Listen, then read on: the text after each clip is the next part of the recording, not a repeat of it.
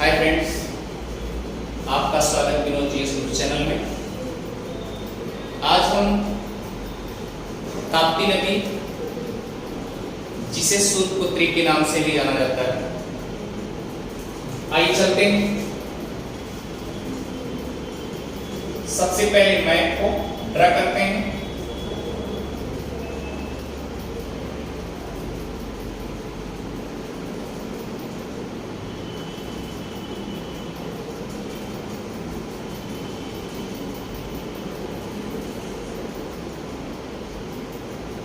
ये आपके सामने मैप है, ध्यान दीजिएगा। जैसे कि इसके पहले जो वीडियो अपलोड हुआ है वह नर्मदा नदी के बारे में हुआ है। कल जो वीडियो अपलोड हुआ है वह लूनी नदी के बारे में अपलोड हुआ है।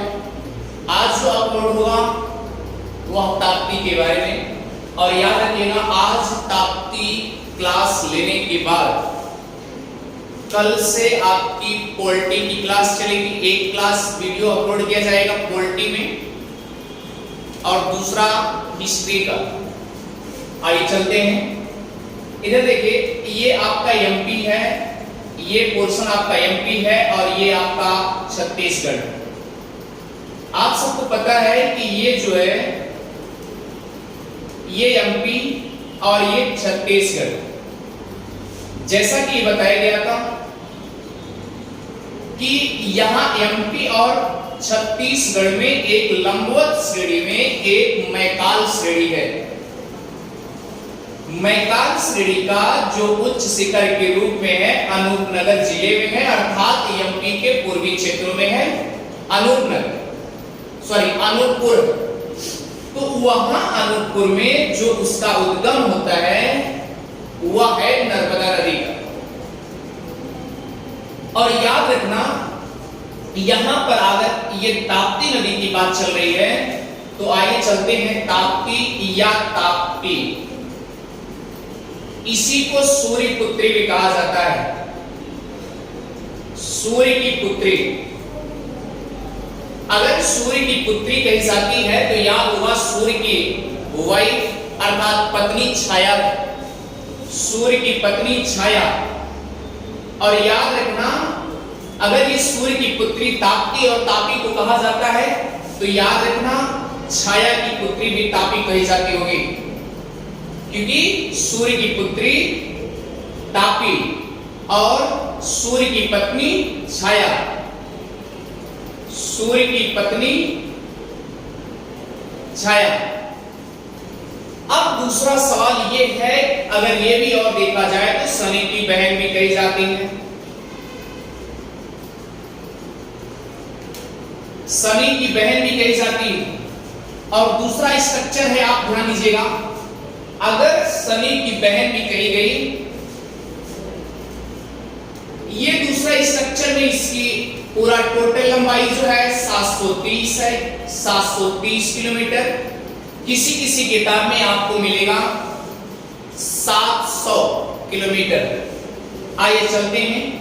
अब इसके उद्गम के ओरिजिन की बात करेंगे तो याद रखना, एक बैतूल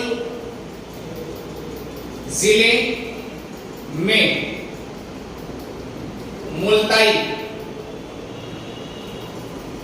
मुल्ताई है और पूर्ण नेम जो है, शुद्ध नाम है मूलतापी।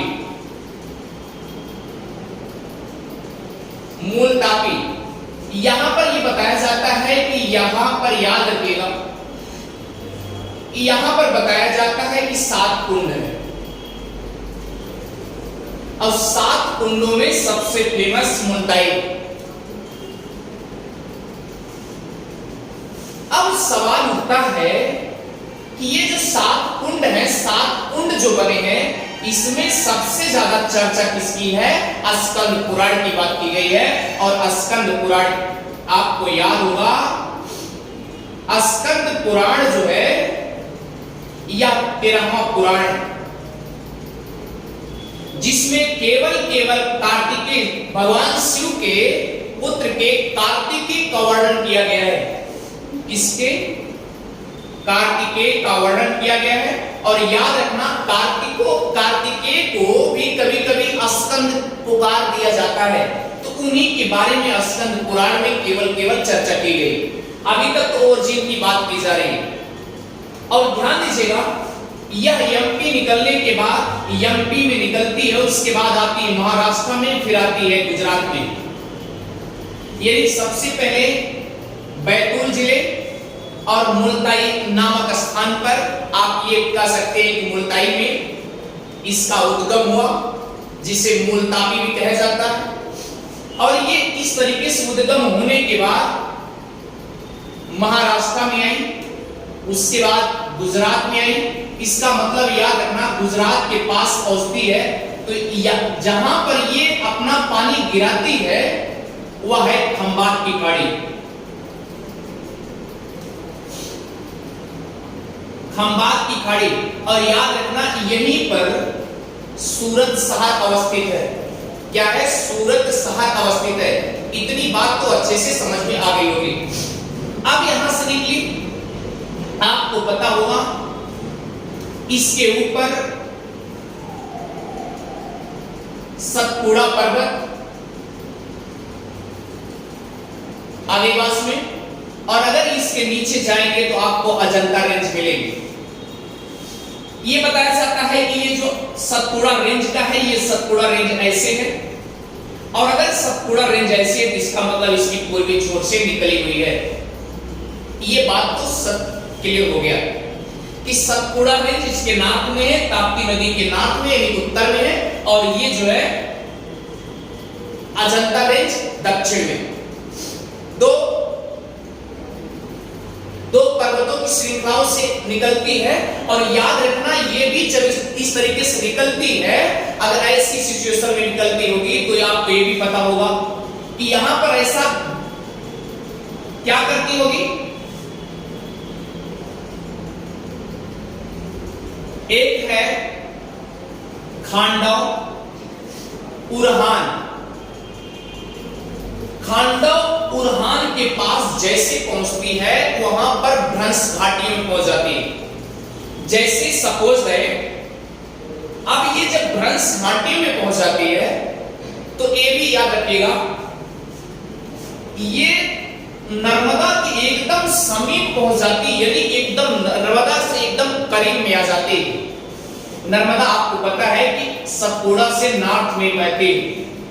अब इसके ऊपर बिंद श्रेणी है, और बिंद श्रेणी, उसके बाद आपको नर्मदा नदी जिसे रेवा नदी कहा जाता है, फिर उसके बाद सतपुड़ा रेंज, उसके बाद ताप्ती नदी जिसे तापी कहते हैं, और ये क्या है आपका अजंता,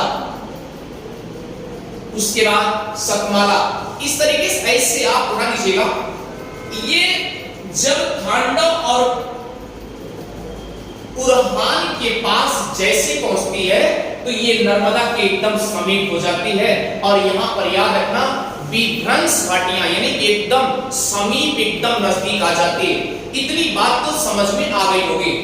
आगे देखिए, जब ये खंभात की खाड़ी में पहुंचती है, इसकी खूबी क्या, यहां पर एक छोटा सा द्वीप बनाती है, तो उसका नाम है खादी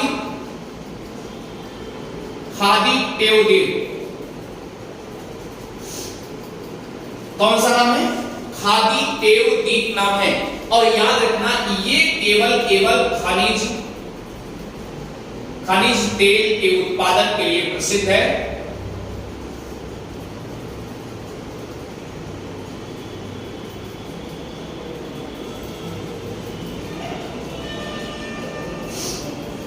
ये खादी टेव जो है, ये ध्यान दीजिएगा, कभी कभी खादी टेव, कहीं कहीं खादिया टेव लिखा रहता है, ये भी याद रखिए। खादी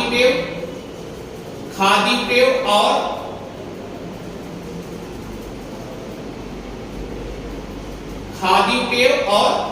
खादिया टेव द्वीप बनाती है। और याद रखना, ये सूरत के समीप बनाती है। यहां पर जो द्वीप बनाती है, द्वीप का कारण बनता है, और यहां पर बताया गया है कि खनिज तेल के संसाधन बहुत ज्यादा पाए गए, खनिज तेल बहुत उत्पादन किया जा रहा है। तो ये अच्छे से समझ में आ गया होगा और इसी नदी पर उकाई जल परियोजना भी, यानी कुरहान के आगे जब निकलती है पश्चिम साइड में, तो यहां पर उकाई परियोजना भी, उकाई परियोजना, उकाई परियोजना। उसके बाद याद रखिएगा काकरा पार, काकरा पार ऊर्जा परियोजना। बाकी टेंशन ना लीजिएगा, ये सब परियोजना जब पढ़ाई जाएगी तो इस पे डिटेल बता दिया जाएगा। इसी नदी पर उकाई परियोजना और काकरा पार ऊर्जा परियोजना का निर्माण किया गया। इसी नदी पर उकाई परियोजना जो है यहां पर है और काकरा पार इसके नॉर्थ में, याद रखिएगा ताप्ती नदी के नॉर्थ में। इतनी बात तो अच्छे से समझ में आ गई होगी। अब सवाल उठता है कि ये जो है यहां से निकलने के बाद, सतपुड़ा रेंज से निकलने के बाद कंडीशन क्या है? अगर यहां पर उकाई के पास पहुंची तो यहां पर इसका मतलब इसके पहले उरहान पड़ता है। उरहान में क्या करता है? अगर ये विभ्रंश घाटी में जा रही है, विभ्रंश घाटी में जा रही है, तो स्वाभाविक सी बात एक प्रश्न उठता है कि इसका मतलब कि यहां पर भी दोनों तरफ से क्या होगी? संगमरमर जैसे पथरीले बलुआ पत्थर पाए जाएंगे। अगर बलुआ पत्थर पाए जा रहे हैं, यहां तक बताया गया है कि जो सतपुड़ा रेंज है वह केवल यानी सतपुड़ा रेंज जो है, सतपुड़ा रेंज जो है यह केवल बताया जा रहा है पूर्णतया अवसादी चट्टानों से बने।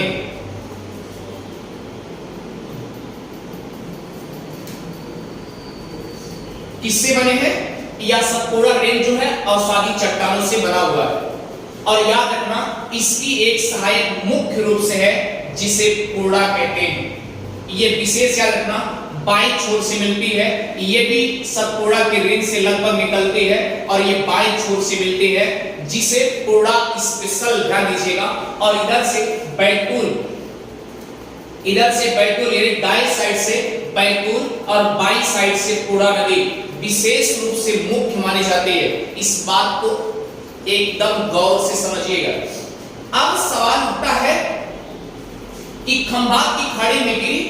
अब जैसा कि इसके पहले अगर आप जाना चाहेंगे, ये रण, ये क्या है? ये कच्छ का रण है, ये कच्छ का रण है। अब इसके यहां आएंगे ईस्ट में, तो आपको यहां मिलेगा लेटिल का रण, लेटिल का रण।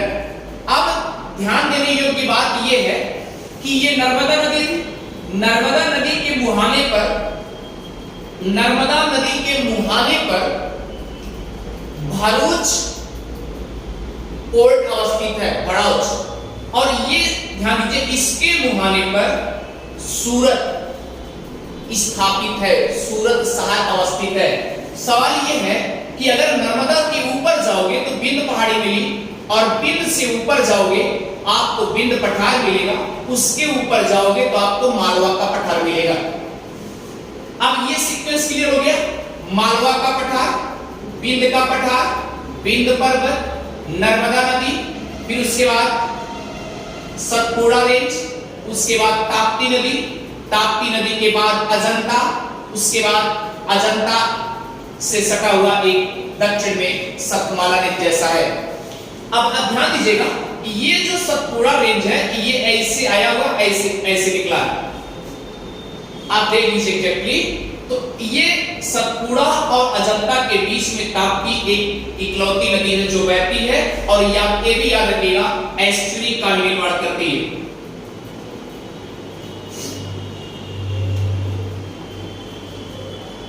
एस्चुरी, इसे हिंदी में कहते हैं, ये एस्चुरी जो है इंग्लिश है और इसे हिंदी में कहते हैं ज्वार नदमुख का निर्माण करती है।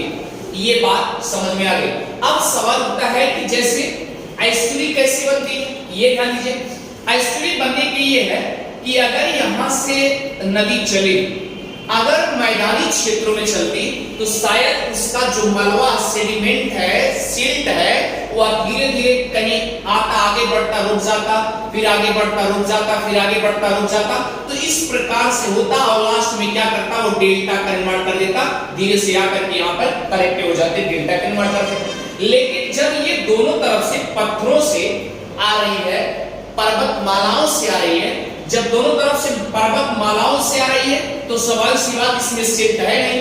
तो अब देखिए जब ये संकीर्ण हो जाती है नदी तो एट लास्ट क्या होगा, ये यहाँ पर बताया हमने कभी संकीर्ण हो जाती है, खंडवा और उरहान के पास संकीर्ण हो जाती है। और जब संकीर्ण हो जाएगी, संकीर्ण होने के बाद क्या होगा, जब ये मुहाने पर पहुंचेगी तो एकाएक याद रखिएगा ये फोर्सेबल होगा, यानी पानी जैसे एक आदमी किसी परिस्थितियों से घिरा हो और छूटने के बाद अचानक भागता हो, तो सेम कंडीशन यही है कि जब ये संकीर्ण है, नहरों में है, और उसके बाद जब मुहाने से फ्री होने के पाता है तो ये इसका निर्माण इस तरीके से हो जाता है। तो ऐसी सिचुएशन में यहाँ पर इसको एस्ट्री जैसे निर्माण हो जाते हैं, तो इसी को ज्वार नद कहा जाता है। Thank you. अगर आपको समझ आ रहा है तो विनोद जीएस गुरु चैनल को सब्सक्राइब करना भी ना भूले।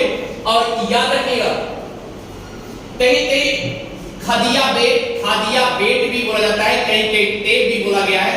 आप कितना ध्यान दीजिएगा, दोनों वर्ड ध्यान दीजिए, खादिया बेट या खादी बेट द्वीप बनाती है जो खनिज तेल के उत्पादन के लिए प्रसिद्ध है। ठीक है।